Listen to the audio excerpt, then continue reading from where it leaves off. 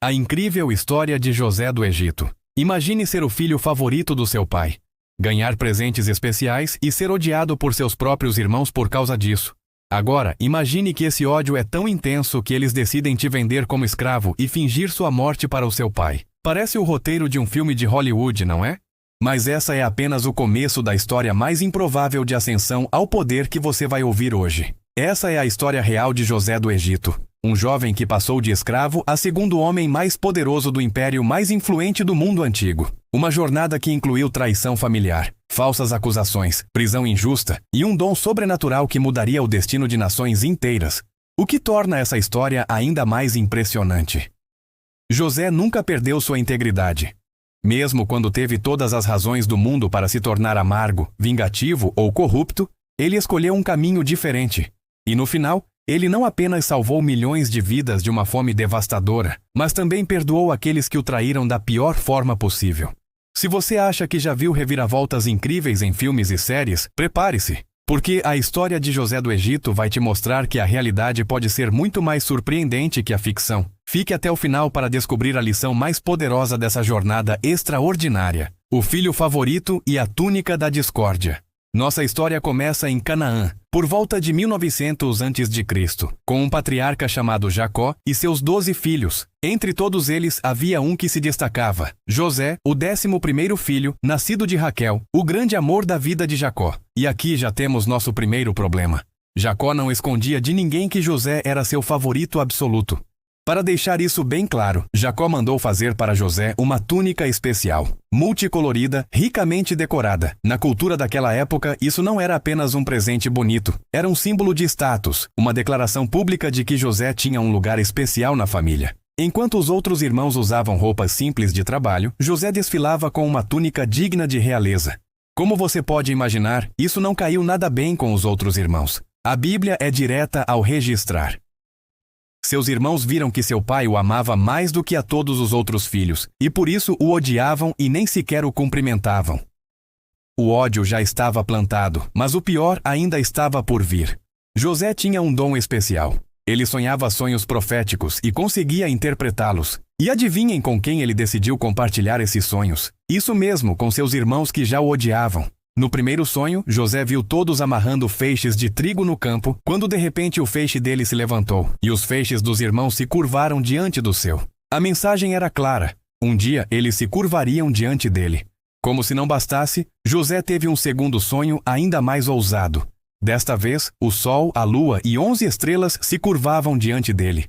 Quando contou esse sonho, até mesmo seu pai Jacó o repreendeu perguntando: será que eu, sua mãe e seus irmãos viremos a nos curvar até o chão diante de você? Mas algo dentro de Jacó o fazia guardar aquelas palavras, ponderando sobre o que elas poderiam significar. Para os irmãos, porém, não havia o que ponderar. Aquilo foi a gota d'água. O ódio se transformou em algo muito mais perigoso: uma conspiração de assassinato. Não era mais apenas inveja, era um desejo genuíno de eliminar José da face da terra. A oportunidade chegou quando Jacó enviou José para verificar como estavam seus irmãos, que apacentavam os rebanhos longe de casa, em Dotã. Quando os irmãos viram José se aproximando ao longe, com aquela túnica provocativa, eles traçaram seu plano. Lá vem aquele sonhador. Vamos matá-lo e jogá-lo numa dessas cisternas. Diremos que um animal selvagem o devorou. Então veremos no que darão aqueles sonhos. Mas Rúben, o irmão mais velho, tentou salvá-lo. Ele sugeriu que jogassem José numa cisterna vazia no deserto, planejando secretamente resgatá-lo depois. Os irmãos concordaram. Quando José chegou, eles arrancaram sua túnica especial e o jogaram na cisterna. Enquanto José gritava por socorro no fundo daquele buraco seco, seus irmãos se sentaram para comer, indiferentes aos seus apelos. Foi então que viram uma caravana de mercadores ismaelitas passando, a caminho do Egito. Judá, outro dos irmãos, teve uma ideia que pareceu genial na época. Que vantagem teremos se matarmos nosso irmão e escondermos o seu sangue? Vamos vendê-lo aos ismaelitas. E foi exatamente isso que fizeram. Por 20 peças de prata, o preço de um escravo comum, José foi vendido e levado para o Egito. Para encobrir o crime, os irmãos pegaram a famosa túnica multicolorida, rasgaram-na e a mergulharam no sangue de um bode. Levaram a túnica ensanguentada para Jacó, que imediatamente concluiu que José havia sido despedaçado por um animal selvagem. O patriarca entrou em profundo luto, rasgando suas vestes e se recusando a ser consolado. Descerei ao Sheol de luto por meu filho, ele declarou, acreditando que José estava morto. Enquanto isso, acorrentado e sendo levado para uma terra estrangeira, o jovem José de 17 anos mal podia imaginar que aquela traição brutal seria apenas o primeiro capítulo de uma jornada que o levaria a alturas inimagináveis. Da casa de Potifar à prisão. José chegou ao Egito como mercadoria humana, mas havia algo nele que não passava despercebido. Ele foi comprado por Potifar, um oficial de alta patente do faraó, capitão da guarda real. E aqui começamos a ver um padrão que se repetirá por toda a vida de José. Não importa onde ele estivesse ou quão difícil fosse sua situação, ele prosperava. A Bíblia registra que o Senhor estava com José, e isso se manifestava de forma visível. Tudo que José fazia prosperava. Potifar percebeu isso rapidamente e começou a confiar cada vez mais naquele jovem hebreu. Em pouco tempo, José passou de escravo comum a administrador de toda a casa de Potifar. O oficial egípcio confiava tanto nele que não se preocupava com nada, exceto com a comida que comia. José tinha autoridade total sobre tudo e todos na casa. Mas o sucesso de José traria um novo tipo de problema. A Bíblia descreve José como um jovem bem apessoado e de boa aparência, e a esposa de Potifar notou isso. Dia após dia, ela tentava seduzi-lo, fazendo propostas cada vez mais diretas. Deite-se comigo! José, porém, recusava categoricamente, argumentando: meu senhor não se preocupa com nada na casa, confiou-me tudo o que tem. Ninguém nesta casa tem mais autoridade do que eu. Meu senhor nada me negou, a não ser a senhora, porque é sua mulher. Como poderia eu então cometer tamanha perversidade e pecar contra Deus? Note a integridade de José. Ele tinha 2 motivos para recusar: lealdade a Potifar, seu senhor terreno, e obediência a Deus. Mesmo longe de sua família, em uma cultura estrangeira, onde ninguém saberia se ele cedesse, José manteve seus princípios. Esta é uma das grandes lições de sua vida. Caráter é o que você faz quando ninguém está olhando. Mas a esposa de Potifar não era do tipo que aceitava não como resposta. Um dia, quando não havia ninguém mais na casa, ela agarrou José pela capa e fez sua proposta novamente. José literalmente fugiu, deixando a capa nas mãos dela e correndo para fora da casa. A rejeição final transformou o desejo dela em fúria vingativa. O que aconteceu a seguir é um dos mais antigos casos de falsa acusação sexual da história. A esposa de Potifar guardou a capa como evidência, e quando seu marido chegou em casa, ela inventou uma história completamente oposta. Aquele escravo hebreu que você trouxe para cá veio me insultar, mas quando gritei por socorro, ele deixou a capa ao meu lado e fugiu. Antes de continuarmos com essa história incrível, se você está gostando deste conteúdo, não esqueça de se inscrever no canal e ativar o sininho de notificações. Toda semana trazemos histórias fascinantes que vão te inspirar e te fazer pensar. E se você já é inscrito, deixa um like nesse vídeo e compartilha com alguém que precisa conhecer essa história.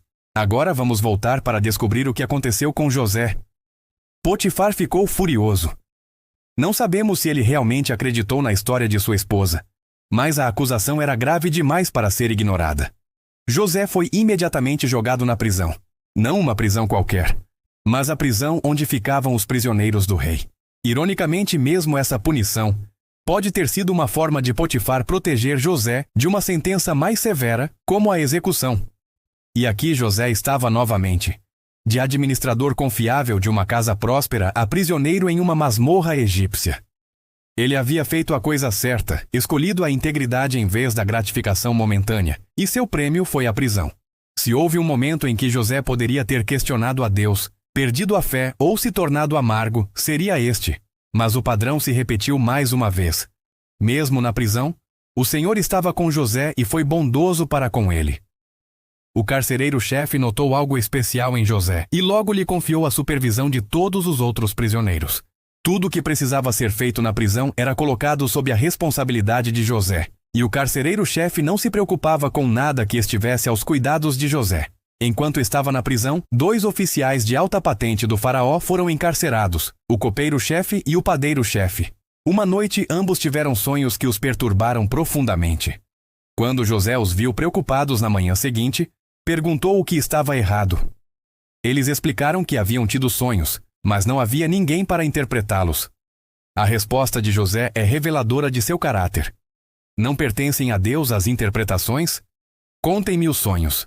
Mesmo após anos de sofrimento injusto, José ainda dava crédito a Deus, não a si mesmo. O copeiro contou seu sonho sobre uma videira com 3 ramos que floresceu e produziu uvas, das quais ele espremeu o suco na taça do faraó.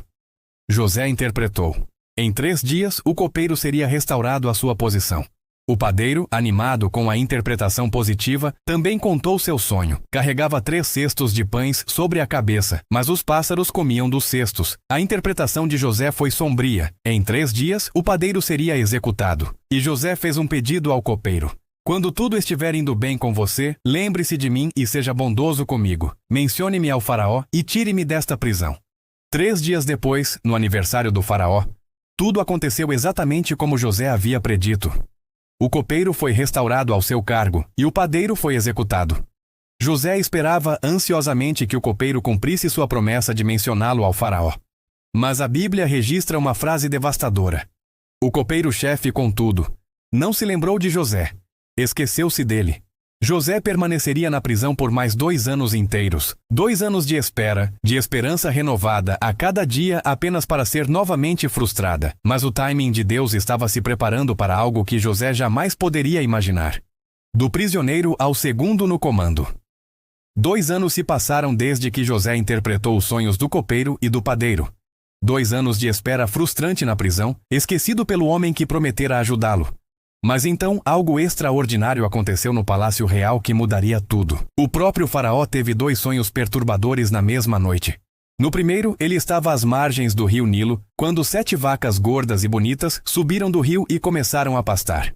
Em seguida, 7 vacas feias e magérrimas subiram e devoraram as 7 vacas gordas. No segundo sonho, 7 espigas de trigo cheias e boas cresceram em uma única haste. Depois, 7 espigas mirradas e queimadas pelo vento oriental brotaram e engoliram as espigas boas. O faraó acordou profundamente perturbado. Pela manhã, convocou todos os magos e sábios do Egito, mas nenhum deles conseguiu interpretar os sonhos. Foi então que o copeiro-chefe finalmente se lembrou de José. Hoje me lembro das minhas faltas, ele admitiu. E contou ao faraó sobre o jovem hebreu na prisão que havia interpretado corretamente seus sonhos anos antes. O faraó mandou buscar José imediatamente. Imagine a cena. José é tirado às pressas da masmorra, barbeado e vestido com roupas limpas, e levado à presença do homem mais poderoso do mundo conhecido. Do poço à prisão e agora ao palácio, tudo em questão de horas. O faraó foi direto ao ponto. Tive um sonho que ninguém consegue interpretar.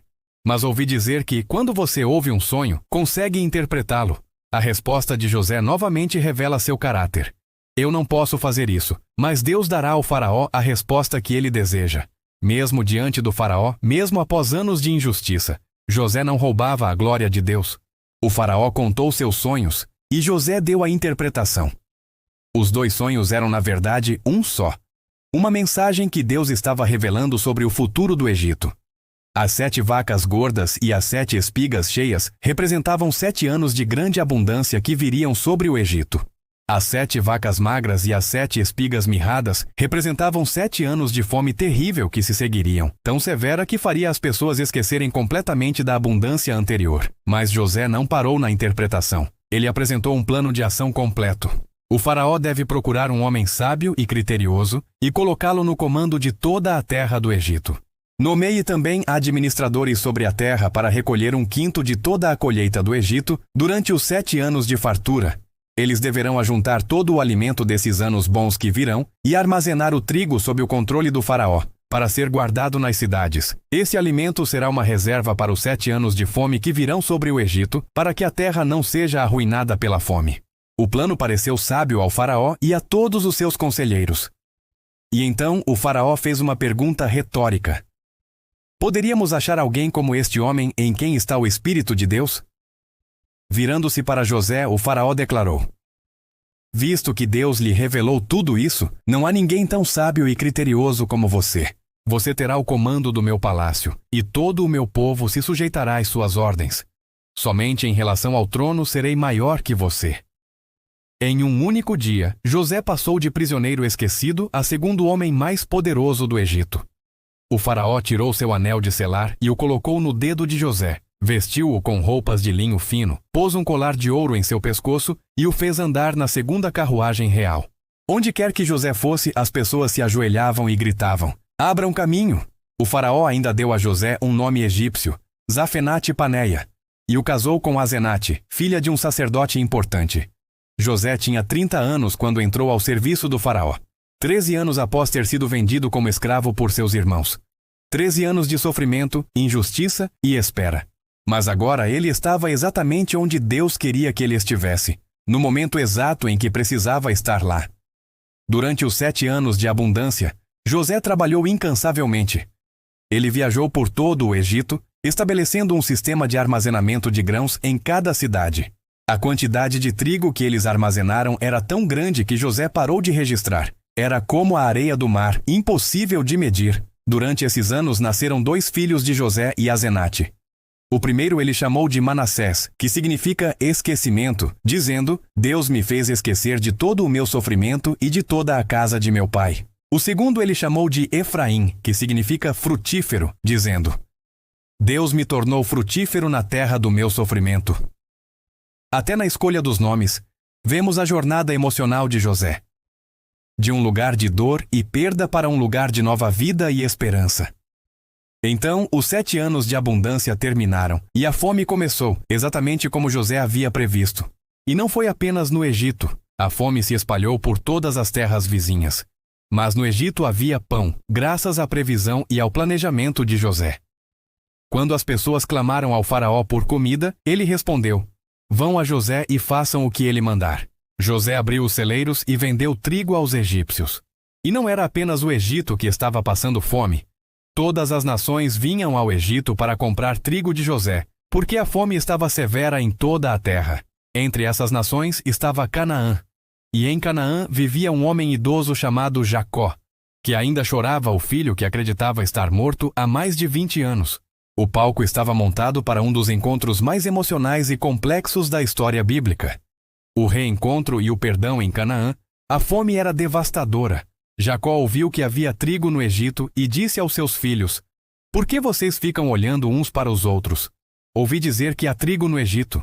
Desçam até lá e comprem trigo para nós, para que não morramos de fome." 10 dos irmãos de José foram. Jacó recusou-se a enviar Benjamim, o filho mais novo, com medo de que algo de ruim acontecesse com ele, como acontecera com José. Quando os irmãos chegaram ao Egito, tiveram que se apresentar ao governador do Egito, o próprio homem que controlava toda a distribuição de alimentos. José os reconheceu imediatamente, mas eles não o reconheceram. Por que reconheceriam? O irmão que haviam vendido era um adolescente hebreu com uma túnica colorida.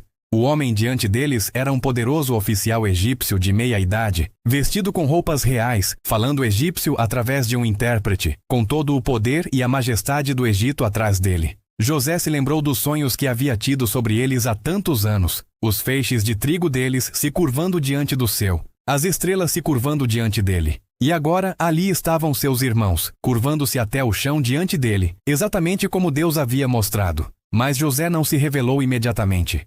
Em vez disso, ele os tratou asperamente e os acusou de serem espiões. Os irmãos protestaram: "Não, meu senhor, seus servos vieram comprar comida. Somos todos filhos de um homem. Seus servos são homens honestos, não espiões." E então eles contaram sua história. Eram 12 irmãos, filhos do mesmo pai em Canaã. O mais novo estava com seu pai, e um não existia mais. Um não existe mais. Imagine José ouvindo essas palavras. 20 anos depois, eles ainda não haviam confessado o que fizeram. Ainda mantinham a mentira que contaram ao pai. José precisava saber se seus irmãos haviam mudado, se o tempo os havia transformado em pessoas diferentes. Ele criou um teste. Manteve Simeão como prisioneiro e enviou os outros de volta com mantimentos, mas com uma condição. Eles tinham que voltar trazendo o irmão mais novo, Benjamim. Além disso, sem que eles soubessem, José ordenou que o dinheiro que haviam pago pelo trigo fosse colocado de volta nos sacos. Quando descobriram o dinheiro em seus sacos, os irmãos ficaram apavorados. "O que é isso que Deus fez conosco?" eles disseram. Note que eles reconheceram isso como algo divino, alguma forma de justiça cósmica alcançando-os. De volta em Canaã, eles contaram tudo a Jacó. O velho patriarca estava inconsolável. "Vocês me deixaram sem filhos. José já não existe, Simeão não está aqui. E agora vocês querem levar Benjamim. Tudo está contra mim. Ele se recusou categoricamente a deixar Benjamim ir. Mas a fome continuou. Eventualmente os mantimentos acabaram, e eles não tinham escolha. Judá, o mesmo irmão que sugeriu vender José anos antes, fez uma promessa solene a Jacó. Envie o rapaz comigo e iremos, para que possamos viver e não morrer. Nem nós, nem você, nem nossas crianças. Eu mesmo serei garantia por ele. Você poderá me responsabilizar por ele. Assim, os irmãos voltaram ao Egito, desta vez com Benjamim. José os recebeu em sua casa e preparou um banquete. Os irmãos estavam aterrorizados, certos de que seriam escravizados por causa do dinheiro que apareceu em seus sacos. Mas José os tratou com bondade. Libertou Simeão, e quando viu Benjamim, seu único irmão de sangue, filho da mesma mãe, ficou tão emocionado que teve que sair da sala para chorar. Mas José tinha um teste final para seus irmãos. Ele os enviou de volta para casa com mantimentos, mas ordenou que sua copa de prata fosse escondida no saco de Benjamim. Pouco depois que partiram, José enviou seus servos atrás deles, acusando-os de roubo. Quando a copa foi encontrada no saco de Benjamim, todos voltaram ao palácio aterrorizados.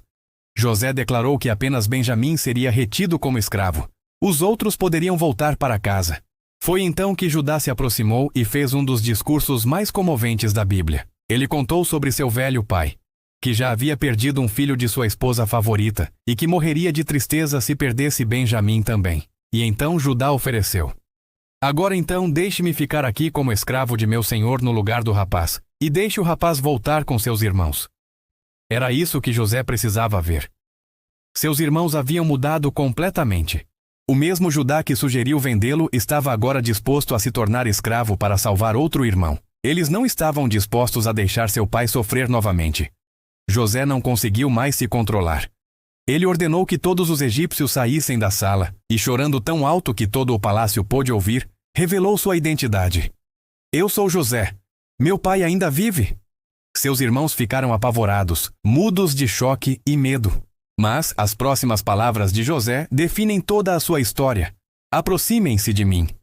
Quando se aproximaram, José disse: eu sou José, seu irmão, aquele que vocês venderam para o Egito. Agora não se aflijam nem se recriminem por terem me vendido para cá. Foi para salvar vidas que Deus me enviou adiante de vocês. Não foram vocês que me mandaram para cá, mas sim o próprio Deus. José viu a mão de Deus em toda a sua jornada. Cada traição, cada injustiça, cada momento de sofrimento tinha um propósito maior. E agora ele estava em posição de salvar não apenas os egípcios, mas sua própria família da fome devastadora. José os abraçou e chorou, e seus irmãos finalmente conseguiram falar com ele. José os enviou de volta para buscar Jacó e toda a família para viver no Egito, na melhor terra de Gósen. Quando Jacó ouviu que José estava vivo, seu espírito reviveu. Meu filho José ainda está vivo. Irei vê-lo antes de morrer. O reencontro entre pai e filho, após mais de 20 anos de separação, é descrito de forma simples mas profundamente emocional. José preparou sua carruagem e foi a Gósen encontrar-se com Israel, seu pai. Quando José chegou, lançou-se ao pescoço de seu pai e chorou por muito tempo. E Israel disse a José: agora já posso morrer, pois vi o seu rosto e sei que você ainda está vivo. E assim termina uma das histórias mais extraordinárias de transformação, perdão e propósito divino. José viveu até os 110 anos, viu seus bisnetos nascerem e antes de morrer, disse a seus irmãos: eu vou morrer. Mas Deus certamente cuidará de vocês e os tirará desta terra para a terra que prometeu a Abraão, Isaque e Jacó. A história de José nos ensina que mesmo nos momentos mais escuros, quando tudo parece perdido, quando a injustiça parece ter triunfado, Deus está trabalhando nos bastidores. Cada dificuldade estava preparando José para seu destino. Cada teste estava moldando seu caráter. E no final, José conseguiu dizer a seus irmãos: vocês planejaram o mal contra mim, mas Deus o tornou em bem. Se essa história te inspirou, se você viu paralelos com sua própria jornada, deixe um comentário abaixo compartilhando suas reflexões. Inscreva-se no canal para mais histórias que vão transformar sua perspectiva sobre a vida, ative o sininho para não perder nenhum vídeo e compartilhe esta mensagem com alguém que precisa saber que suas dificuldades atuais podem ser a preparação para algo extraordinário. E lembre-se, assim como José, você pode estar sendo preparado agora mesmo para algo muito maior do que você pode imaginar. Não desista. Não perca sua integridade. Não deixe a amargura vencer. O melhor ainda está por vir.